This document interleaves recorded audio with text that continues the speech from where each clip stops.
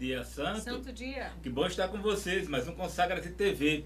Então vocês que nos assistem, vocês que estão acompanhando os nossos cursos de consagração monfortina, hoje vamos falar de um tema especial, encarnação. Falarmos da encarnação. Você que já é consagrado à Santíssima Virgem Maria, você que deseja se consagrar a ela, na carta de consagração a Nossa Senhora começa assim: ó sabedoria eterna e encarnada, ó amabilíssimo e adorável Jesus, verdadeiro Deus e verdadeiro homem, unigênito Filho do eterno Pai e da sempre Virgem Maria, adoro-vos profundamente nos seios e nos esplendores do vosso Pai, durante a eternidade, e no seio virginal de Maria, vossa Mãe digníssima, no tempo de vossa encarnação.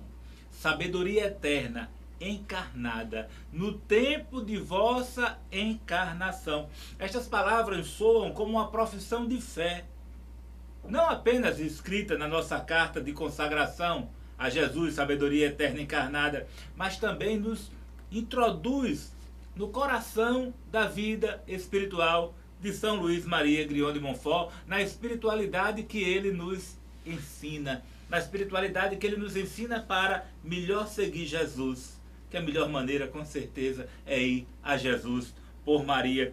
A encarnação não é apenas um tema, assim, um tema importante, entre outros. Ele realmente é um tema pontual, é uma coluna para o entendimento de um bom católico. Esse significativo do que é encarnação, que é o que a gente vai discutir nesse programa de hoje. Veja só, o Verbo divino se fez carne. O Verbo se fez carne. A sabedoria eterna se encarnou. E ela se encarna no ventre da Virgem Maria. Deus se fez homem sem deixar de ser Deus. 100% homem, 100% Deus. Mas qual a importância da deificação do homem e a importância da humanização de Deus? Veja só, a sabedoria eterna, ela ama tanto as almas que a sabedoria dispõe da alma de uma forma esponsal.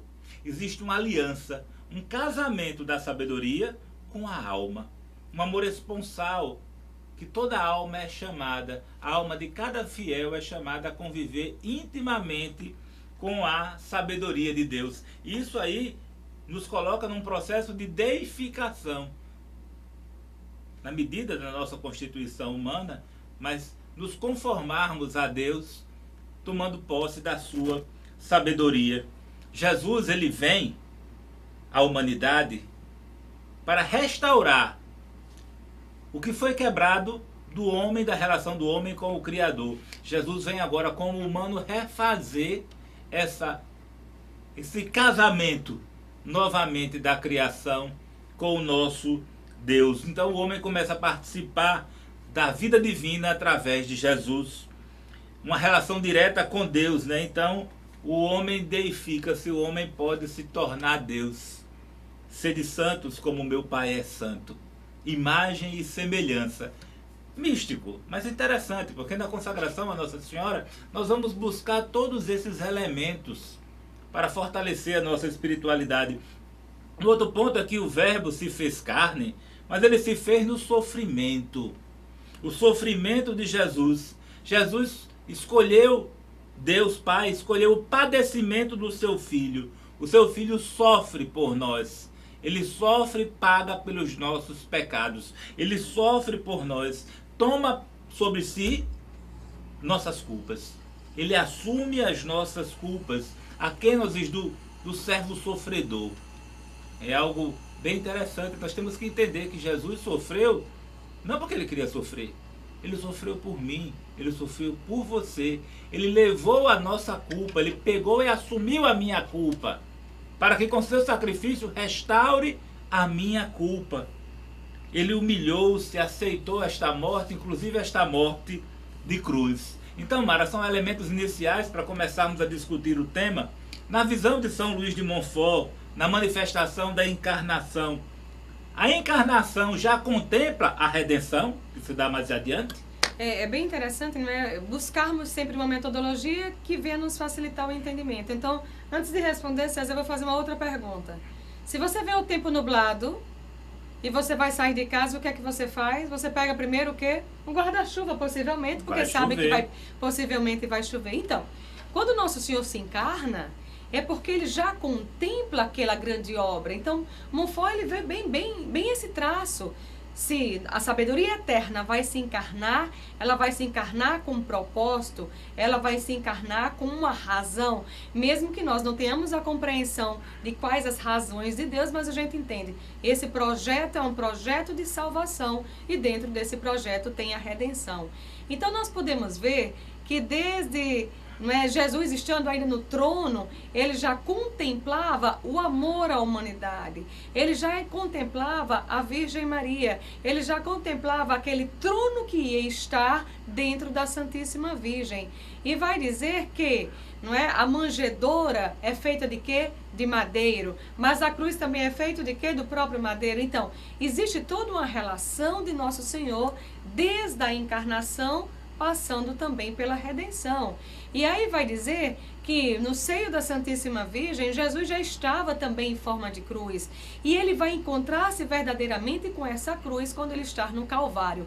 Aí ele vai colocar, Montfort vai colocar, aí ele se entregou nos braços da cruz. Então, desde o momento da encarnação, sim, ele já contemplava a redenção, ele já contemplava o amor, a misericórdia e a compaixão que ele teria com toda a humanidade. Por isso, sim, ele se encarna, mas ele não se encarna de qualquer forma em qualquer mulher. Ele se encarna na mulher virgem, naquela que é humilde, naquela que padece, naquela que tem as suas orações, naquela que vem a se tornar hoje conhecida, bem-aventurada Santíssima Virgem Maria. Pois é isso. Então, São Luís de Montfort tinha uma grande devoção pela Santíssima Virgem Maria. Uma forte devoção, uma devoção ativa, uma devoção que transcendia. Aquele amor saía do coração de Montfort, o amor à Santíssima Virgem. Ele entendia que era a Jesus por Maria. Maria Santíssima como um caminho forte, curto, rápido, seguro, eficaz de nos levar a Jesus. E ele intensificou seus estudos, suas orações sobre este tema. Olha, São Luís de Montfort, grande teólogo, como dizia João Paulo II, um teólogo de classe, um exegeta, um grande estudioso da Bíblia. Ele compreendia as entrelinhas das Escrituras e as citava com muita sabedoria nos seus escritos. Ele queria nos convencer na estreita relação. O Tratado da Verdadeira Devoção à Santíssima Virgem é desse jeito.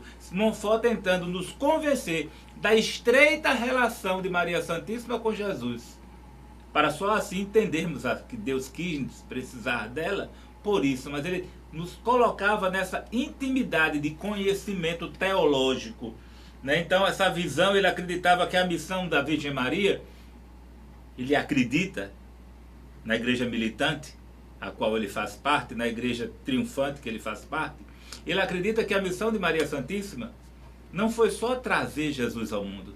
A missão de Maria Santíssima também é nos levar a Jesus. A missão da Santíssima Virgem Maria, a consagração a Nossa Senhora, não é só nos levar a Maria, nem Maria, não, é Maria Santíssima nos levar a Jesus. Ele estudou os santos padres da igreja, a patrística São Luís de Montfort, ele cita largamente no seu tratado, né? E ele tinha esse grande amor pela humanidade, pelo pobre, mas se manifestava no levar para Jesus. Então, Mara, qual passagem da Sagrada Escritura, né? Qual razão da encarnação? Como contextualizar São Luís de Montfort nas Sagradas Escrituras? É bem interessante isso, mas deixa eu falar aqui uma coisa que eu estou sentindo no coração também de dizer. Quando você coloca desse momento da encarnação, e é um momento grande, então nós podemos dizer que não é apenas momento grande, mas é um fundamento. Você sabe qual é a diferença, meu amor, entre fundamento e uma coisa que seja essência? Por exemplo, César, é essencial na nossa vida tomarmos banho, a higiene faz parte da essência, é uma coisa essencial, mas não é fundamento. Você consegue até viver 5 dias sem tomar banho. Nossa! Muitos países do mundo ficam muito mais. Mas você consegue passar 5, 6 dias sem se alimentar de nada? Então, nós temos que compreender que falar da encarnação de Jesus é algo fundamental para a nossa fé. Entende? Eu creio, Jesus ressuscitou. Sim, mas se você não compreender esse papel, essa mística, essa entrega da encarnação, você não vai conseguir ressuscitar com o Senhor. Então, Mara, tem muitas igrejas mesmo que falam de um Cristo ressuscitado, mas não fala de um Cristo encarnado. Encarnado. E às vezes não quer falar do Cristo crucificado, só ressuscitado.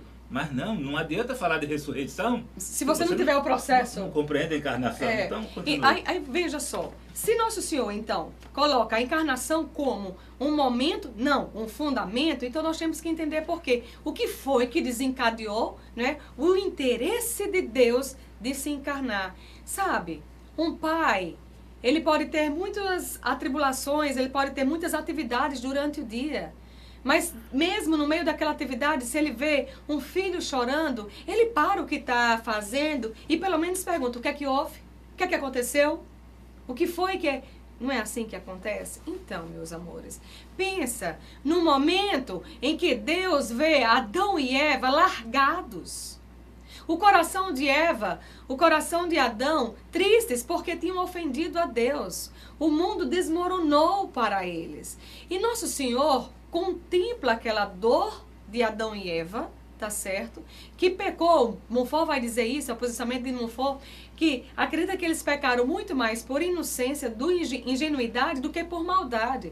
Mas ao mesmo tempo, o verbo, veja só, Criador, o verbo e o Espírito Santo. Esse verbo que contempla a dor do homem, contempla ao mesmo tempo a dor do Criador, que vê que aquelas suas criaturas caíram. E aí ele fica entre, não é? O arrependimento do homem, de Adão, e a vontade do Pai de fazer justiça. Então, a passagem do pecado original é aquilo que vai... Você está entendendo? É aquilo que vai desencadear o desejo de Deus pela encarnação. Por quê? Porque se foi o homem que pecou, apenas um homem poderia restaurar essa amizade com Deus. O que é que Nosso Senhor faz? Ele se encarna na Virgem Maria. Por quê? Porque se foi um homem que pecou, agora ele assume a humanidade, assume o ser homem. Não é que Deus não quis perdoar Adão. Não. Mas na verdade Deus quis restaurar a humanidade por um modelo que restaurasse também Adão. E é interessante, sabe, César, fazer esse paralelo. Por exemplo, na queda de Adão e Eva aparece um anjo. Quem é esse anjo? Lúcifer, não é? Na anunciação do anjo, que vai ser feita a Virgem Maria, aparece quem? Um anjo. Que anjo é esse? Gabriel. Aparece uma mulher, Eva. Qual é a mulher que vai aparecer agora? Ave.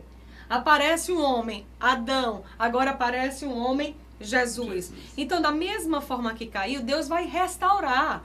Não poderia apenas Jesus vir fazer o novo Adão se não tivesse uma nova Eva para também trazer a dignidade da mulher. A árvore do fruto proibido. Aí agora a cruz do fruto permitido. Né? A árvore da vida que gera o fruto, a Santíssima Virgem Maria.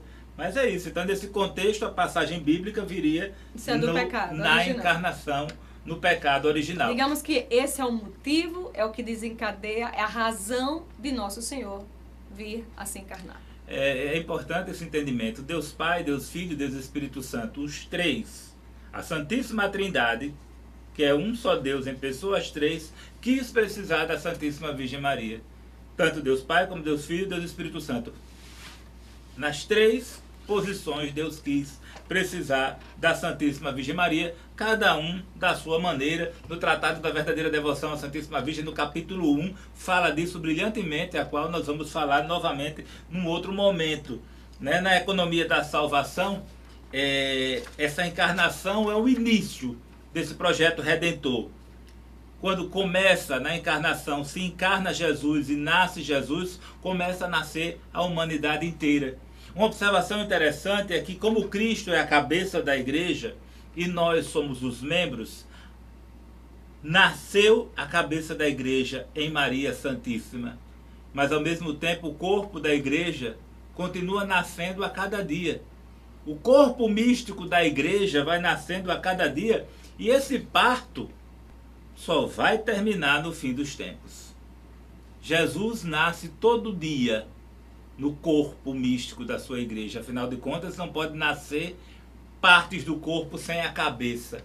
Então, a cada um que nasce a cada dia, a cada novo cristão, é cabeça e corpo de igreja que nasce. É a Santíssima Virgem Maria que continua fazendo, trazendo, parindo novos cristãos, inserindo novos cristãos na igreja até o final dos tempos. O tratado fala um pouco disso no artigo 29. Esse poder comunicado por Deus à Santíssima Virgem Maria para que ela produzisse o Filho de Deus, este mesmo poder também a Virgem Maria recebe para produzir os seus filhos. Pensa só, Deus é Deus e Deus não muda.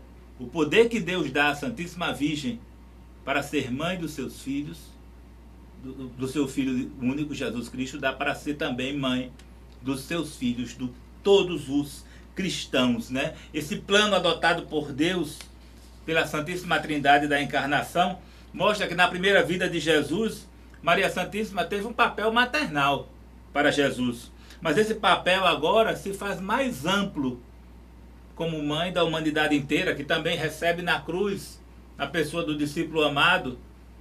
João leva Maria Santíssima para casa, tornando-se filho, também num outro processo místico de maternidade espiritual da Santíssima Virgem Maria. Então, desde sempre, Maria Santíssima cuidou também de nós. Então, Mara, o que mais envolve a encarnação de Cristo nesses aspectos que estamos falando aqui?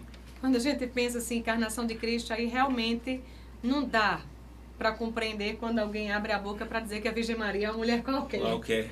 Como é que essa mulher vai ser qualquer? De forma alguma. Mas eu também não posso dizer que ela é uma mulher igual a Cristo. Também não.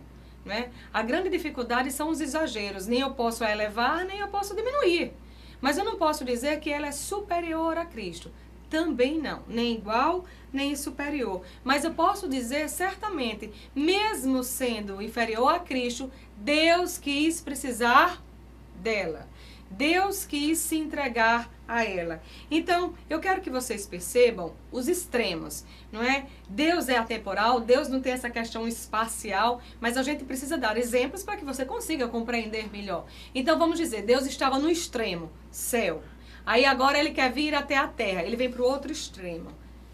Esse extremo é um extremo de amor e de misericórdia, porque existe um motivo, existe uma justificação, não é? E a coisa que mais temos que perceber diante da espiritualidade monfortina é que, digamos, alguns teólogos colocam que esse momento, esse dar-se a Cristo à humanidade, foi um ato de esvaziamento, tá certo? Ele deixa tudo, né? Ele, mesmo sendo Deus, porque se encarnando, sendo homem, ele não deixou de ser Deus, ele não deixou de ser divino, ele não deixou de ser rei, mas ele não faz uso das práticas daquilo que ele poderia fazer. Então muitos estão apenas focados no esvaziar-se. Montfort não. Montfort não está interessado e vendo essa ótica do esvaziar-se, mas Montfort está vendo a ótica do encher-se. E Montfort vai perceber o quê? Ele quis se encher dos cuidados maternais da Virgem Maria. Montfort vai dizer que esse ato de entrega foi um ato de dependência. E você vai dizer assim, mas nossa, o rei quis depender de Nossa Senhora? Exatamente. Ele não precisava, quis encher-se dela. Ele quis encher-se dos cuidados dela, dos mimos dela, dos carinhos dela. Mas Mara, mas analisando direitinho, como é que um Deus quer encher-se de uma criatura? Pois é. Imagino que essa criatura não poderia ser uma criatura, alguém qualquer. Até pode ficar inquieto. Como um Deus quis encher-se de uma criatura? Aí a gente pode, sabe por quê? Nessa questão do extremo, às vezes a gente diz assim, eu estou extremamente cansada, Não, extremamente teve Deus, cheio de amor de Nossa Senhora. Extremamente estava Deus, cheio de humildade. E extremamente estava Deus dando glória a Deus quando ele faz isso. Montfort vai dizer, ele passou 30 anos submisso à Virgem Maria.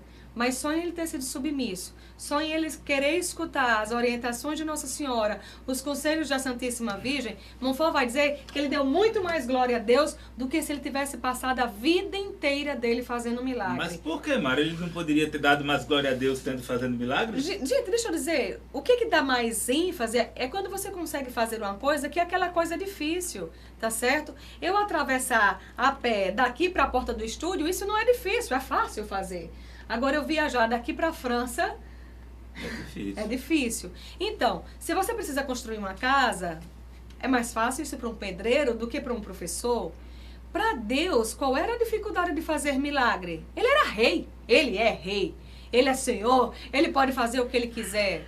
Agora, meu filho, um rei ser submisso, um rei levar, escutar tantas coisas e permanecer firme no equilíbrio, num extremo grau de uma humildade, isso sim é difícil. Porque se Deus quis ser dependente da Santíssima Virgem durante 30 anos da sua vida, é porque era a melhor coisa para ele e para a humanidade. Porque jamais o meu Deus faria algo que não fosse o melhor. E eu acredito que o nosso Deus, ele não faria nunca algo que não fosse o melhor para si. Então ele quis precisar, quis depender, quis ser nutrido, cuidado, zelado. Por quê? Porque era o melhor para nós, era o melhor para ele, era o melhor para o projeto salvífico de Deus. E uma coisa, meus amores, que precisamos entender perfeitamente, tá certo? Deus é humilde. E essa humildade de Deus não quer dizer que ele se humilhou, ele rastejou. Não. Deus nunca perdeu a sua dignidade. E Montfort vai colocar que dessa maneira, ele querendo depender de Nossa Senhora, ele quer nos ensinar que nós também precisamos depender dela, você entende? Mas em que momento será que Deus quis depender dela? A vida inteira. Né? Na anunciação do anjo, tá certo? No nascimento ele quis depender, aos 12 anos ele quis depender. E você pode se perguntar, mas chegou uma hora que Deus disse basta. Não. Quando ele morreu, ele também quis precisar. A Virgem Maria estava lá, vindo Jesus, né, naquela cruz, e com ele ela se torna a corredentora, porque ele é o redentor, mas ela é a corredentora. Tem todo um papel da Virgem Maria. E vou te dizer uma coisa, viu? Abra do olho. Cuidado como você está tratando a Virgem Maria hoje. Sabe por quê, meu irmão? Porque a Virgem Maria no céu continua sendo mãe de Deus. E Deus estando no céu, a Virgem da Maria também continua sendo mãe. Então, cuidado com os amores ou com as reservas que você faz para a Virgem Maria. Olha, o Tratado da Verdadeira Devoção à Santíssima Virgem, ensinado por São Luís de Montfort, ele começa com uma bomba. O artigo 1 do tratado é uma bomba. Preste atenção. Foi pela Santíssima Virgem Maria que Jesus Cristo veio ao mundo, e é por ela que ele tem que reinar no mundo. Isso é bombástico. Foi pela Santíssima Virgem Maria que Jesus Cristo veio ao mundo, e é por ela que ele deve reinar no mundo. Então, Mara, isso vai se dar através dos apóstolos dos últimos tempos. Quem são esses apóstolos? Como se dará isso? Você sabe a diferença entre discípulos e apóstolos? Vamos lá, você está passando pelo meio da rua, tem um bocado de gente gritando, aí você se interessa, o que está acontecendo aí? Você vai até lá, vai escutar a conversa. Você escuta e sabe, e diz, não quero trabalhar, não quero fazer isso. Existem outras pessoas, não, que escutam aquela conversa e querem tomar parte, querem fazer, querem desenvolver. Ali, né? E seguem. E outra, não só seguem, mas repetem. Então, os apóstolos dos últimos tempos são aquelas pessoas que vão agir como Jesus agia, que vão estar desenvolvendo aquilo que seja o reino. Então, dividindo. Então, primeiro, quem segue são os discípulos. São os discípulos. Quem anuncia são os apóstolos. Então, nós somos chamados a ser discípulos ou apóstolos? Ou os dois? Não é discípulos isso? E apóstolos dos últimos tempos. Uma coisa assim bem interessante, uma vez eu estava assistindo um programa de TV e tinha várias pessoas de várias espiritualidades, tinha um católico, e essa pessoa católica falava e se reportava a Virgem Maria, minha Nossa Senhora, né? E aí chegou uma outra pessoa e disse, eu não vou chamar essa mulher de senhora, porque ela não é a senhora da minha vida, não é? Então, gente, ser apóstolo, não é, como o nosso Senhor chama, e a Virgem Maria vai formar esses apóstolos, são pessoas que têm ela por senhora. São pessoas que estão escutando os conselhos da Virgem Maria e estão fazendo a experiência que ela fez. Veja só, a Virgem Maria, enquanto ainda estava com seu filho no ventre, nós podemos dizer que Jesus reinou na Virgem Maria. É bem louco, mas é bem compreensível. Nosso Senhor fez do ventre da Virgem Maria o seu escritório. E de lá ele fazia todas as suas escolhas. De lá, do ventre da Santíssima Virgem, Deus é atemporal, lembre-se disso. Ele dava todos os seus decretos. E dentro desse seio da Virgem Maria, o próprio Deus escolheu os seus apóstolos, Deus escolheu aqueles que seriam os seus eleitos. Agora nós estamos vendo cada vez mais a consagração ser espalhada por tantos cantos e recantos. Então o que é que a gente percebe? São os apóstolos que estão se formando. São as pessoas que estão levando cada vez mais o conhecimento da Santíssima Virgem e fazendo com que as pessoas aceitem o reino de Jesus Cristo. É o anúncio, povo de Deus. A gente não está aqui falando de salvação. Quem aceitar Jesus será salvo. Não está discutindo isso, não. Quem aceitar Jesus, amém, aleluia, será salvo. O que nós estamos falando aqui, quem serão os anunciadores, os apóstolos, aqueles que têm uma espada de 2 gumes, a palavra de Deus na língua, o crucifixo na mão direita, o rosário na mão esquerda, que sai desbravando o mundo anunciando o santo evangelho. Ide ao mundo e anunciar o evangelho a toda a criatura. E os consagrados da Santíssima Virgem Maria, eles são chamados a serem apóstolos. Não são chamados a ficarem calados, a saírem como nuvens aonde sopra o Espírito Santo, aonde sopra o vento. Essa é a inquietação que nós queremos lidar. Porque quando Mara falava de Nossa Senhora, de Minha Senhora, nós só podemos chamá-la de Nossa Senhora se realmente ela for nossa rainha. Se ela for minha rainha, eu serei o seu escravo, o seu súdito. Farei tudo para cuidar das coisas dela. Então a maternidade da Virgem Maria, ela se dá no filho, no servo, no discípulo, no escravo, no apóstolo. Ela se dá em todos. Então, Mara, para concluir nosso programa, como mais se dá essa maternidade da Santíssima Virgem Maria? Qual a sua missão? Veja, nós temos um Papa, Paulo VI, e ele quis dar um título para a Virgem Maria que pudesse englobar tudo aquilo que era ela. E aí ele vai dar um título: Maria, Mãe da Igreja. Por quê? Porque não deve ser entendido só como mãe de Jesus Cristo, nem mãe só dos leigos. Não, mãe da igreja inteira. É esse o entendimento. Mãe dos pastores, mãe dos patriarcas, mãe dos profetas, a rainha dos anjos, aquela mulher que foi colocada por Deus para ordenar as pessoas nessa vida. Então, o que significa ordenar? Nossa Senhora vê que seus filhos estão na bagaceira e ela vai resgatando cada um, vai ordenando e vai restaurando cada um de nós. Nós temos pecados, sim, nós temos virtudes, sim, mas ela vai transformando. A Virgem Maria cuidou de São Pedro. Jesus morre, está lá, Pedrão com a sua brutalidade, com a sua forma de ser, e a Virgem Maria vai cada vez mais restaurando. Não é que vai descartar os erros, mas vai restaurar para que aquilo se torne cada vez mais atos de virtudes. Então que você que nos assiste já possa entender. Maria Santíssima, Mãe de Deus, repita comigo, Mãe de Deus, Mãe da Igreja e minha mãe. Minha mãe. Então, Maria Santíssima, você tome posse como filho, que a Santíssima Virgem Maria é a sua mãe do céu, que está cuidando de uma forma particular, sua, da sua família, do seu trabalho, da sua história. Então, você que ainda não se consagrou a Nossa Senhora, deseja conhecer mais sobre esse tema, você pode adquirir os nossos livros. Os livros Totus Tuus, Manual Preparatório para a Consagração à Santíssima Virgem, pelo método de São Luís Maria Griot de Montfort, a coleção Consagra-te, Consagra-te Espiritualidade Mariana, Consagra-te que as portas do inferno não prevalecerão, Consagra-te que o Rei se encante com vossa beleza, Consagra-te Devocionário, Consagra-te CD, Consagra-te Programa. Você pode assistir os nossos programas e ter acesso ao nosso material pelo site www.disciplosdamandedeus.com.br. Lá você vai ter acesso a nossos livros, nosso material, nossos endereços. Também adquirir nossos livros na loja Sagrada Família, ali atrás da Catedral Metropolitana, ou também na nossa comunidade. Por fim, Mara, mandar um beijo para todos aqueles que nos assistem, que fazem nossos cursos, que estão em unidade conosco nos nossos cursos à distância e online, e também nas paróquias onde estamos também. Para todas as missões, um beijo, consagra-te.